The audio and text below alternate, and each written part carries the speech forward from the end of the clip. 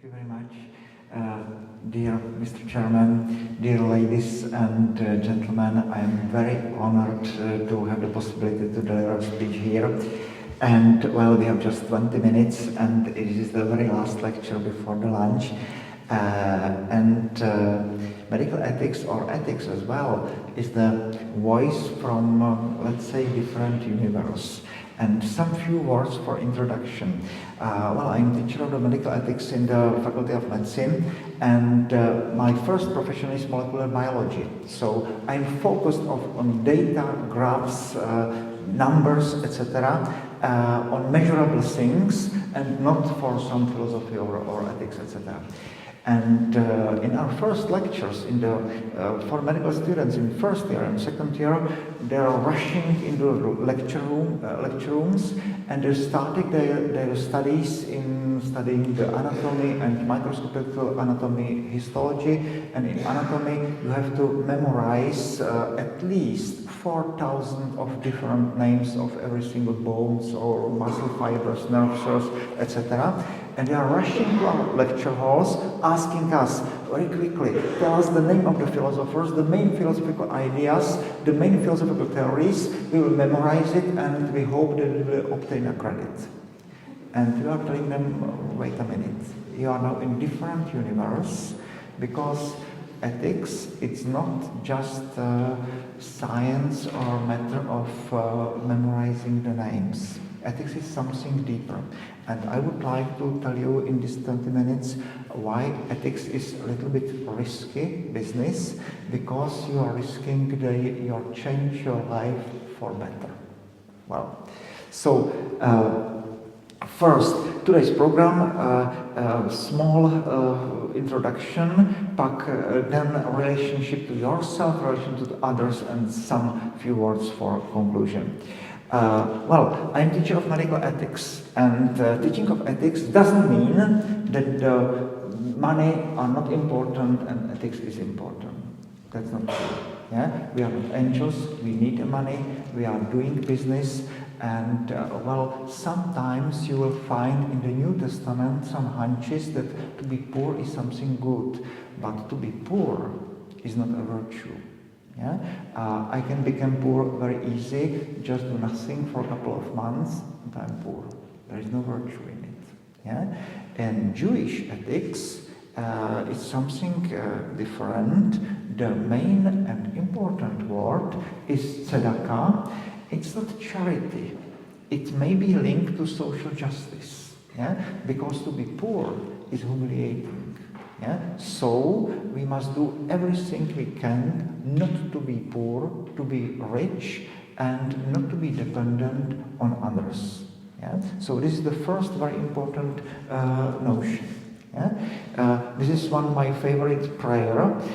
Please, God, do not make us dependent on the gifts or loans of other people, but only on you. Yeah? So to be poor, there is nothing good in being poor. And now something important, relation to yourself. Yeah? So what does it mean ethic? And I would like to focus your attention to Aristotelian ethics. It's called virtue ethics. And Aristotle, Greek philosopher from the 4th century before contemporary era, before Christ, is telling us something very important. And for Aristotle, what does it mean? Ethics. It's art of living. And the first idea is extremely important, because life is a piece of art. Life is something I have to learn. This is something new. Yeah? What does it mean? I will skip some question. Some slides. Ethics is the art of living, and life is something that must be also learned. And I will tell you something about Aristotle and some of his main ideas. So, for Socrates, it's intuitive, it's logic, it's partial true. All important is knowledge. According to Socrates, all the people here, all of us, are good people. We are not evil people. We are good people, we would like to do good.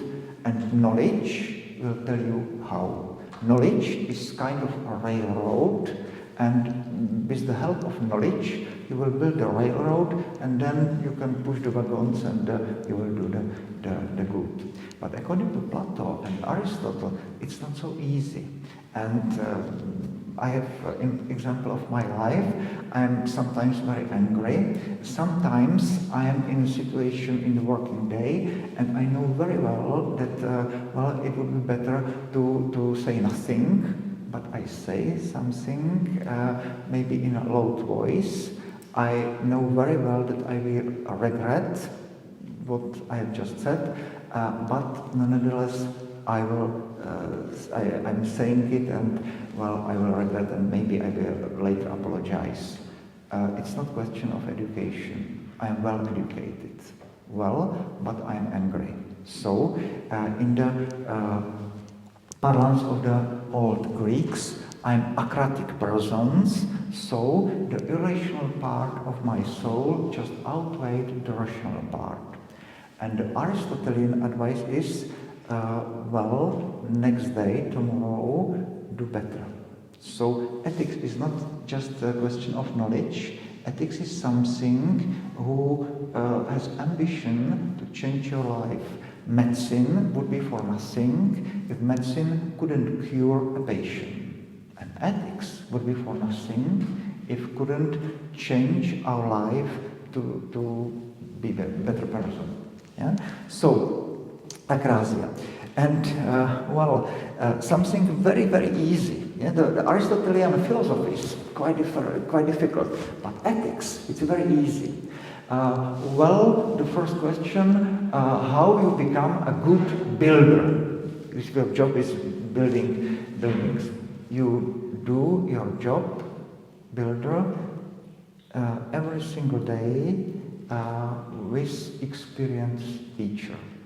According to Aristotle, how you become a good kithara player. Kithara is ancient musical instrument of ancient times. You play every single day, led by experienced teacher. Every single day. And according to Aristotle, maybe not all of us in this room will be builders. Maybe not all of us will play some music instruments, but life is something common. Yeah? So we have to learn our life every single day. According to Aristotle, every single word you pronounce in your life, every single deed is a small paintbrush in the big great canvas, and the aim of the ethics is that the very last day of my life I will turn back and see the canvas, and my ambition is that the canvas is perfect, is beautiful. So life as a piece of art. Yeah? Every single word, every single deed is something important. So Aristotelian ethics is not good ethics for editing of human genes. It's not a good ethics for problem of stem cells. It's not a good ethics for some very slight molecular biologist question. For me, is an ethics what to do of contemporary day. What to do if in the morning I open my eyes and do make my first coffee. How to change this moment to something precious. To change your day to a masterpiece of art, if you will. Yeah? So, moral virtues are produced neither by nature or against nature. Nature indeed prepares in the ground for a reception. So, virtue is something like maybe the driving a car or playing music instruments. Not against my genes, but I have to learn it. Maybe not so important. So,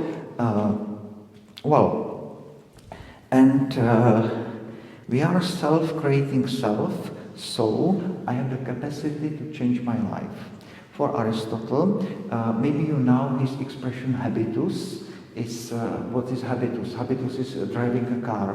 Play the guitar is habitus. Yeah. If I'm driving a car, I don't think about my hands or legs. I do many things automatically. It's habitus. So let's imagine that in the critical day of this day, in a critical situation, well, I will tell the truth and I will not lie. Maybe it's for me very unpleasant situation, but I won. I told the truth. Fantastic. Second day, in the same situation, it will be a little bit easier. 10 days, it will be without any force. Habitus is like the walking in the walking in the tall grass. First day very difficult. Second day a little bit easier. 10th day there will be a pass. But unfortunately, if in the critical day of my critical moment of my day I will lie, maybe I will not sleep well because I said a lie, so I lost my moment. Well, second day I will tell the lie, maybe easier, and 10th day I will lie without any remorse, no problem at all. So pay attention. You can go up and you can go down. It's up to you. Yeah? So it's maybe you didn't see this movie. For me, this movie called Free Solo is a metaphor of Aristotelian ethics. It's an American guy called Alex Honnold, very good rock climber, and he tried to climb the El Capitan. It's 1 kilometer perpendicular wall, and its 2 points on the wall was extremely difficult, and he fell down over and over again, and he tried many times, and one day he did it, and one day with the movie crew he did it without any rope, so he free soloed El Capitan. For me is unimaginable, and for me is a metaphor of Aristotelian ethics. In critical moments of my day, I must repeat it many times, and all of a sudden I realized that it changed my life to better, that I'm telling the truth, I'm a courageous person, I'm a righteous person, etc. So the ethics has capacity to change your life. It's not a lecture of anatomy. Yeah? So in anatomy lecture, it's just about knowledge.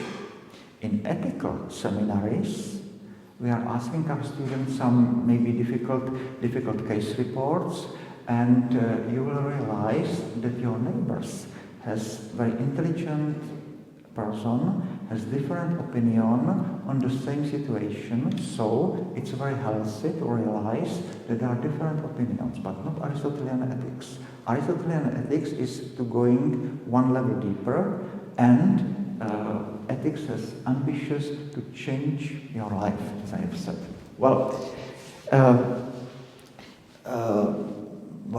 Learning about ethics is one thing and it's important, but not enough. We need to live ethically. Yeah? So, if the study of philosophy does not actually make your lives better, then it is useless. Just as a medicine does not cure our illness, is useless. And now the relationships to others. And it's for me it's something important. I would like to quote the preamble of the Constitution of the United States. We the people. I am responsible for the Czech Republic. I am responsible for my local community. I am responsible for all the world, because the idea that we will elect a strong leader who will solve all our problems for us, it's a pure magic. It's quotation from Jonathan Sacks. It's a British philosopher, and by the way, the rabbis as well. If we are remembering a golden age that never was, or think of utopia that never will be, it's a pure magic.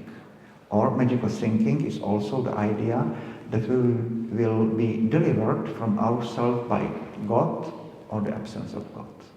Yeah? We the people. So I am responsible for hold on. So I will skip some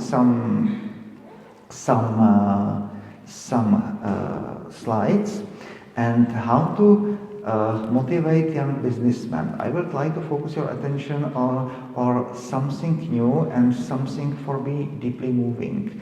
This is the situation of our Faculty of Medicine. So you are produced some papers, you publish your papers, you have high impact factor, and it is a good journal with high impact factor. You will receive the money and you will do your career, etc. And it's all about the money. And well, many companies, many faculties stick to this system because it's simple, measurable, and easy to express. And of course, it works.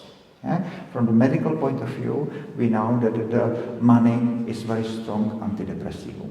It's like that. Yeah? It works. So, in standard approach, we are doing our business to be rich, to receive the money. Well, couple of months ago, I had some interview. I've spoken with the leader of a very rich pharmaceutical company, and she told me one thing. I am not sure if it's good or bad. It's up to you. And this lady told me, well, I don't know in reality how to motivate our young scientists or young people working in business, because for them it's better 4-day week than money. I can't motivate them by money. For them to have a possibility of leisure time is better. Is it good or bad? Yeah? For me as a priest, it's good, yeah, because the money is not top of the world, but well, I'm used to work hard. I'm used to do something to be delivered to my work, and well, to win. But it's not like that. So maybe now we have the different aim of our business, and it's something called happiness. And this is for me very interesting, because the usual idea is that results creates happiness. Hard work means money, money means success, success means happiness. Yeah? But now we think it's something quite different. Happiness is starting point of your activities. If I'm going to my work and I am happy, I'm doing my work because I love my work, the result is money, the result is success, but happiness is not final point, happiness is starting point. So not results create happiness, but happiness creates results. For me, it's something very, very, very, very, very important. So, well, for conclusion, what did we learn? The first, ethics is not about facts, it's not about names, it's not about theories. The ambition of ethics is change your life. It's not anatomy, it's not histology, it's not physiology, it's a kind of life-changing business, if you will. First thing. Second thing, I have capacity to change myself. It's possible. Third thing, relationship to other people. Well, I would like to quote Aristotle once again. Yeah? For Aristotle in Nicomachean Ethics, it's something extremely important how you choose your friends. And I admit that I didn't think about that. I have some friends like all of you, and well, they are the friends from the Boy Scouts, or friends from the secondary school, or whatever. But according to Aristotle, well, if you would like to live a successful life, look around and think if some of your neighbors is living a really good life. And if you find some men or women like that, well, stick to them and they will learn you how to be a good person. Yeah?